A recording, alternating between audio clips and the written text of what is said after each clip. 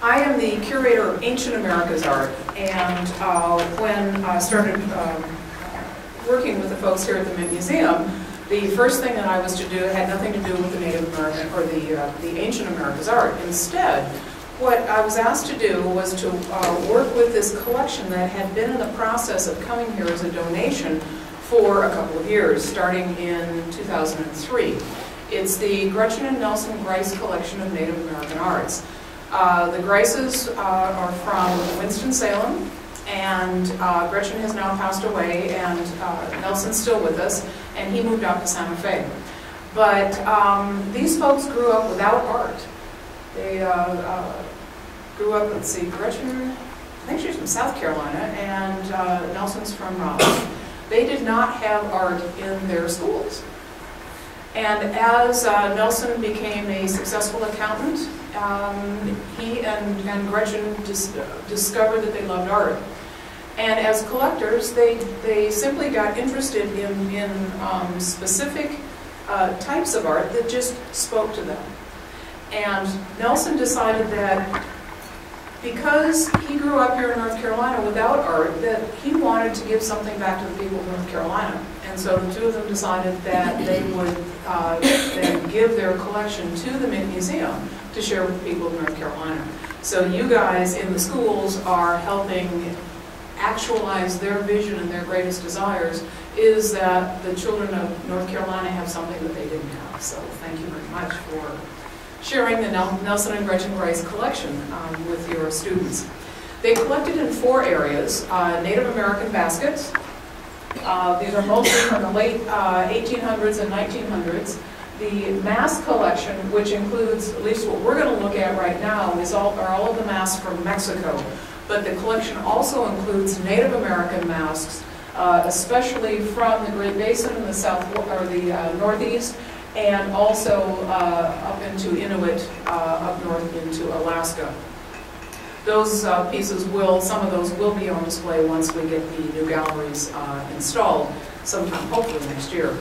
Also contemporary ceramics from the Southwest primarily, and contemporary 20th century clothing from Guatemala.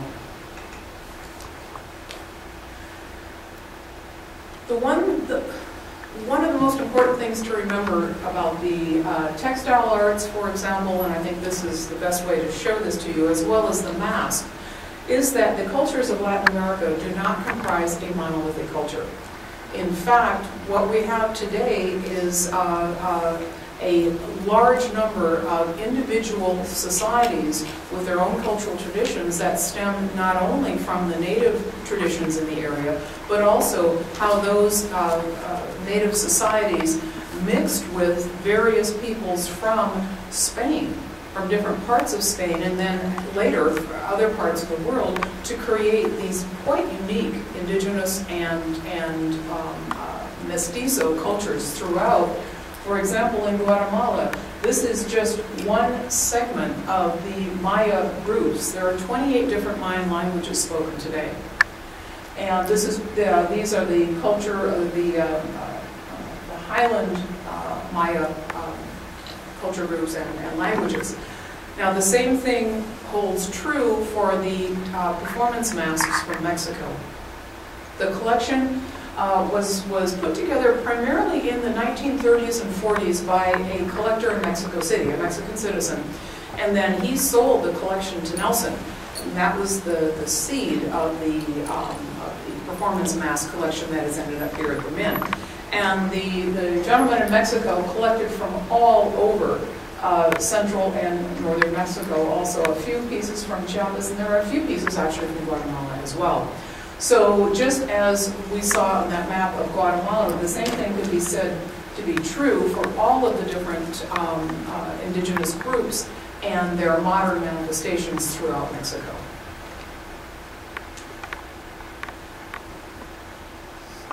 So what I want to do is talk a little bit about these performances, these dance dramas in Mexico.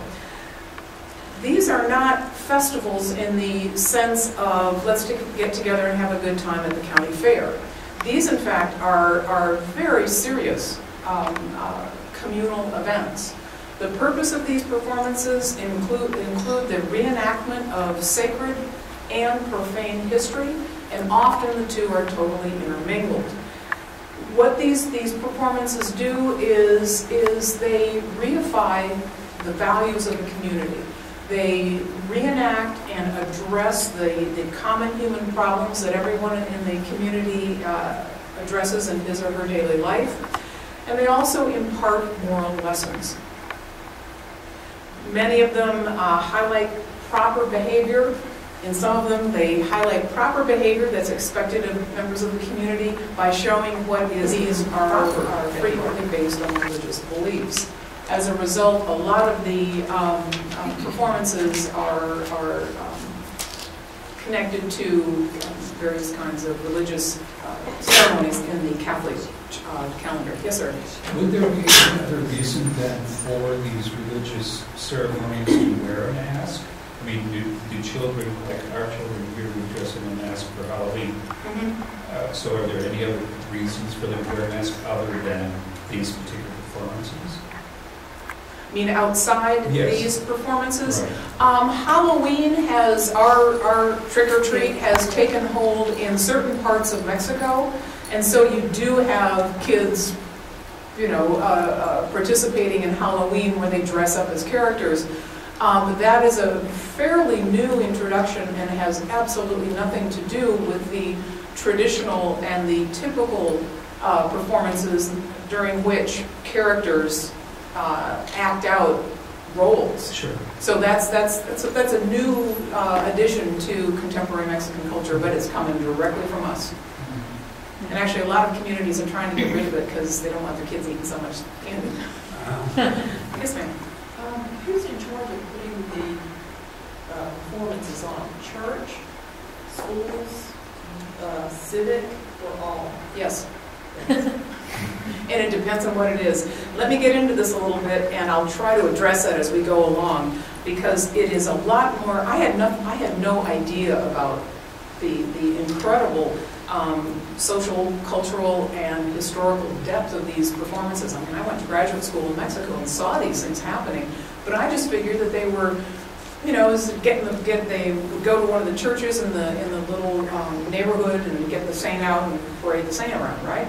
No, it is a lot more complicated and really an integral part of the community than what I had any idea existed.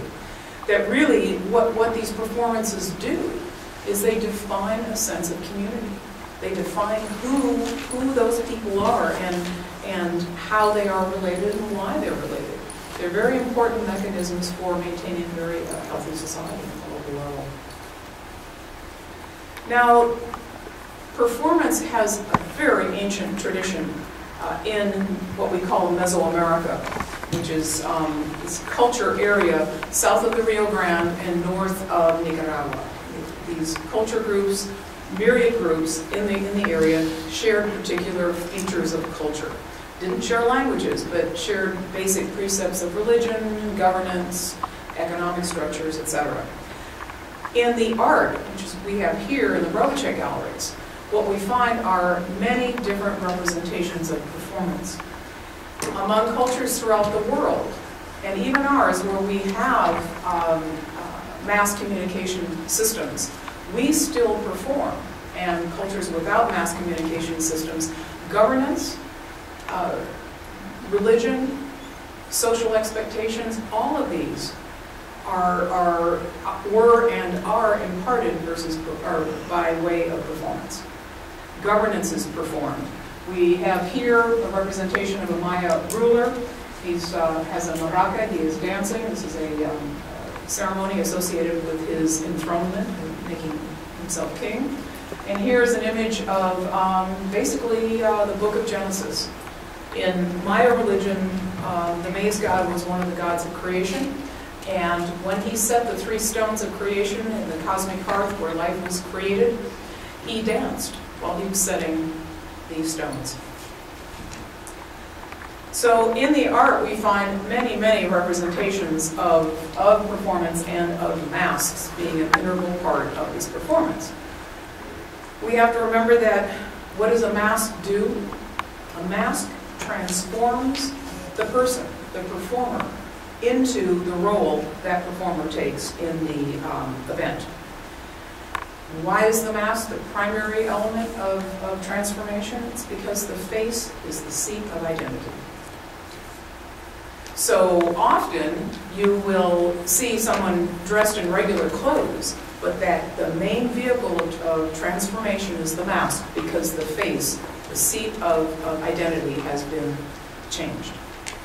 So in ancient art, here's a roll-out photograph of a cylinder base, a Maya cylinder base. Here's a gentleman getting ready to perform. He's getting his body painted. I love it. He's painting his little rear end there. But the lady over here is holding the mask that he's going to wear. Here on the right, we have actually the supernatural being who is carving a mask of the maze god. That would be a performance mask. And we have 3 different representations from pre-Columbian art of wearing of masks. Here's a full face mask that transforms the performer into a deity. Here, this is a piece in our collection upstairs. We have 2 performers. They are actually dancing, and they're wearing Jaguar masks. So their faces are peering out through the mouth, but they are completely encased in a helmet-type mask. And then here's a profile view of a man dressed up. He's taking on the form of a jaguar. And to show, the artist used an X-ray version or vision into the mask. It's another mask like this one, or this one, a full head mask, but you can see the human person inside the jaguar mask.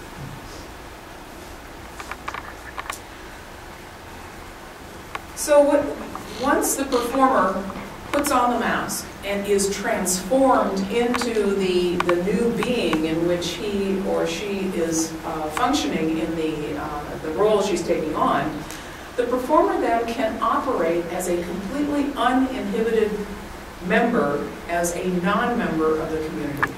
That mask then allows the performer really to be not the person, not the member of the community, but the intermediary between the audience, the community, and the message that's being imparted by this performance. So throughout Mexico, in the many, many different kinds of performances, we find equally varied kinds of masks, not only in form, but also in the person that's being represented, and then the way that these are utilized during the performances.